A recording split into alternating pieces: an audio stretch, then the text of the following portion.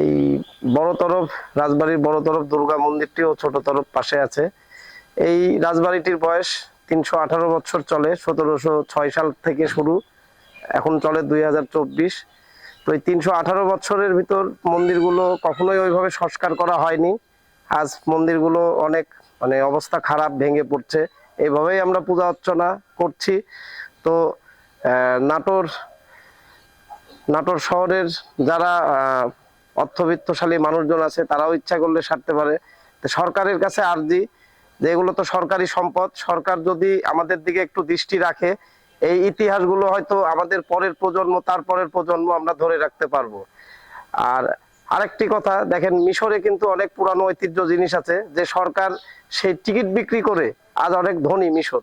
আর আমাদের বাংলাদেশে ইতিহাস আছে অনেক, কৃষি, যেমন কৃষির দিকে এগিয়ে আছে, অনেক ইতিহাসও আছে, রাজরাজার বাড়িঘর আছে। তো এই ইতিহাসগুলো যদি আজ আমরা ধরে রাখি সরকারের কাছ থেকে, আর যে এটাই, তাহলে আমরা মনে হয় অনেক ডেভেলপ হতে পারবো সামনে।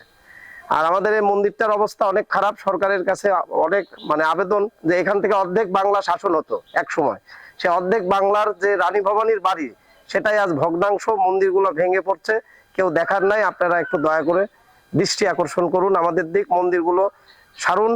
পূজা অর্চনা আমরা করে থাকি, আমরা সারা জীবন করতে চাই।